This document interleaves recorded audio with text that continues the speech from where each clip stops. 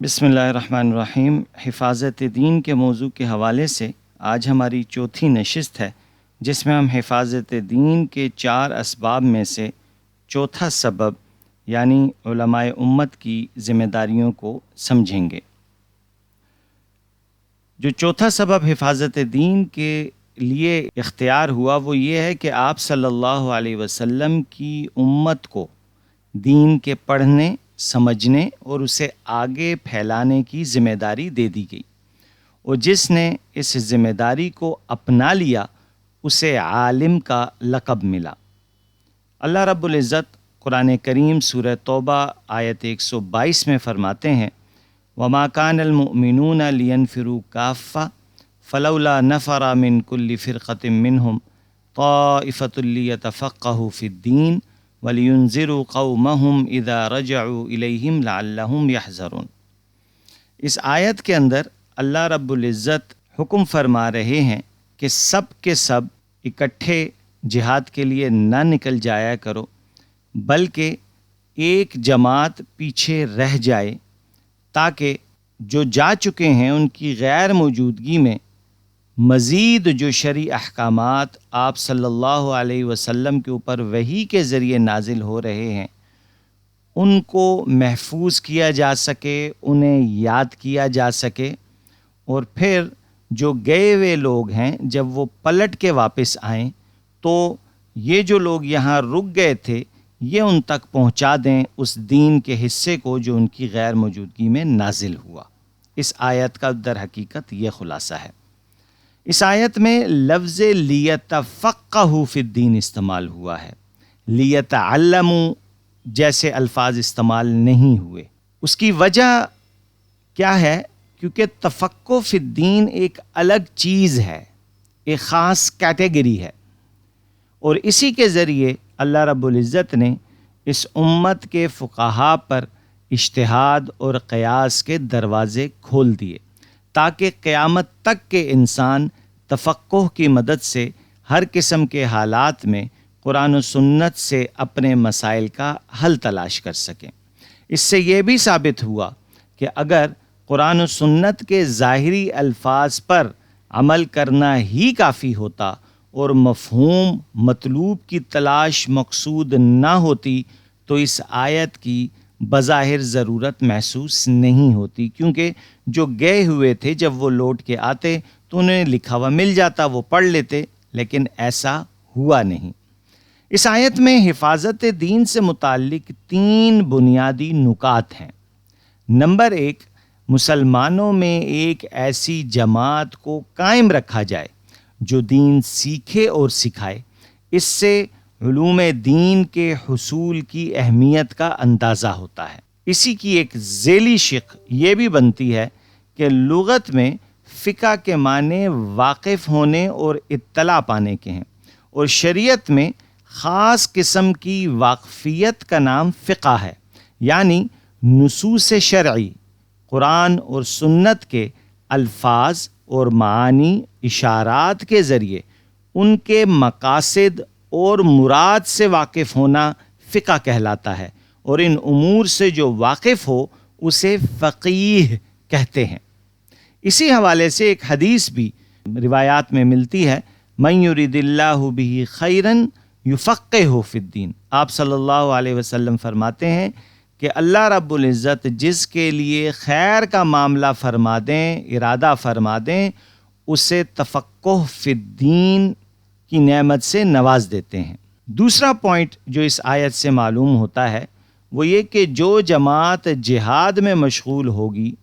اور اس دوران مدینے میں جو نئے شرعی احکام وحی کے ذریعے آپ صلی اللہ علیہ وسلم پر نازل ہوں گے انہیں محفوظ کروانا بھی مقصود ہے اسی آیت میں۔ اور اسی طریقے سے ایک اور اس کے اندر سے جو اہم بات سمجھ میں آتی ہے وہ یہ کہ اس گئی ہوئی جماعت کے لوٹنے پر مزید 2 ذمہ داریوں کا تعین کیا گیا۔ ایک، جو جماعت پیچھے رہ کر دین سیکھ رہی تھی ان کے ذمے اس دوسری جماعت کو سکھانا لازم قرار دے دیا گیا، اور نمبر 2، جو جماعت گئی ہوئی تھی جب وہ لوٹ کر آئے تو اس پر لازم کر دیا گیا کہ وہ جو جماعت پیچھے رہ گئی تھی ان سے وہ دین سیکھے، حالانکہ اس وقت رسول اللہ صلی اللہ علیہ وسلم موجود بھی ہیں۔ ایک تو اس میں جو حکمت نظر آتی ہے کہ ریپیٹیشن نہ ہو، کہ اب فرض کریں کہ وہ جماعت پھر واپس آئی اور رسول اللہ سے پوچھتی ہے اچھا جی اب آپ بتائیں کیا کیا نازل ہوا تھا، اور دوسرا یہ ہے کہ جو بھی حضور پہ نازل ہوا وہ اس وقت جو صحابہ تھے انہوں نے محفوظ کر لیا، جو گئے ہوئے تھے وہ پلٹ کے آئے، اور یہ جو جماعت ہے اس نے ان تک پہنچا دی بات۔ اسی چیز کی وجہ سے ایک اور بات بھی اسی آیت سے سمجھ میں آئی کہ صحابہ کا دین میں حجت ہونا، یہ آیت اس کی مختلف دلائل میں سے ایک یہ دلیل بھی ہے۔ اس عمل کی وجہ سے اسے آثار صحابہ یا فن حدیث میں خبر واحد کہا جاتا ہے، اور اس میں یہ ایک بڑی اہم نکتہ ہے جس کو اگر غور کیا جائے کہ صحابہ کی جو جماعت ہے اس کو کہہ دیا کہ اب وہ جو آئیں گے آپ جا کے انہیں بتا دیجئے گا، یا ٹرسٹ لیول چیک کیجئے گا، ٹرسٹ کا کیا لیول ہے کہ ان پر اعتماد ہے کہ وہ آنے والوں تک یہ جماعت جو ہے وہ دین پہنچائے گی۔ اور یہ وہ چھوٹی چھوٹی چیزیں ہیں جن کو اگر ہم گیدر کریں تو تب ہمیں حکمت سمجھ میں آ رہی ہوتی ہے، یا اس تیاری کا اندازہ ہوتا ہے جو اس دین کی حفاظت کے لیے قدرت نے کی۔ اس آیت میں جو سب سے پہلے مخاطب تھے وہ تو تھی صحابہ کی جماعت، لیکن اس کے بعد امت کے وہ افراد جنہوں نے علم دین حاصل کیا، سب کے سب اس خوشخبری کے مستحق ٹھہرے۔ یعنی یہ جو تفقہ فی الدین کا جو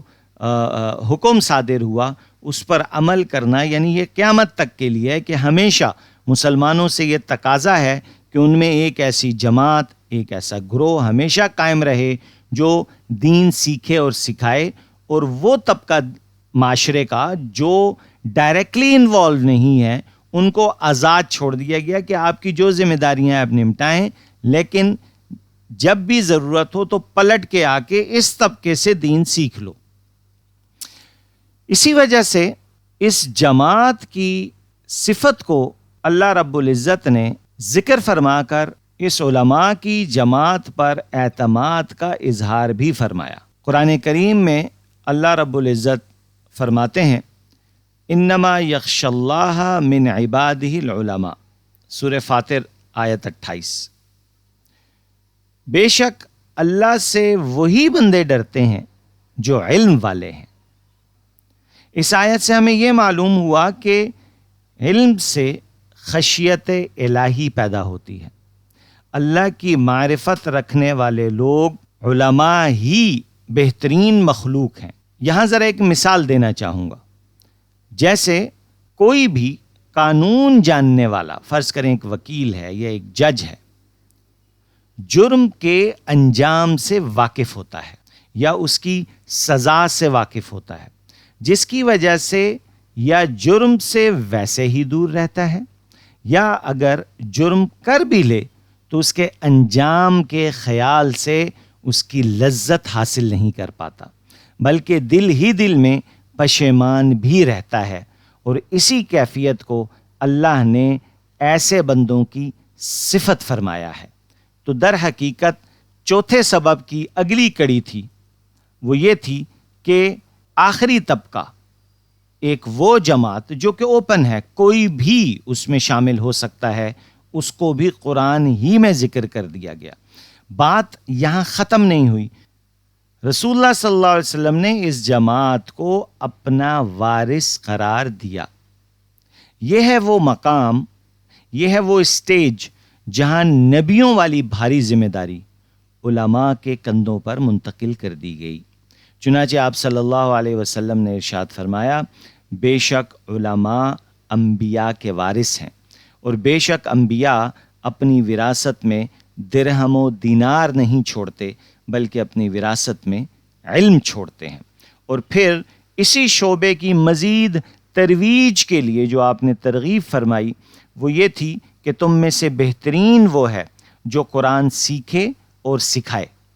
اس کا مطلب یہ ہوا کہ نبوت کی ابتدا جو اقرا سے ہوئی تھی اس کی انتہا بھی علمی وراثت کی شکل میں ہوئی۔ اس کے بعد کا جو مرحلہ تھا وہ یہ تھا کہ معصوم ہونا رہ گیا تھا، کیونکہ انبیاء تو معصوم ہوتے ہیں لیکن امتی معصوم نہیں ہوتے۔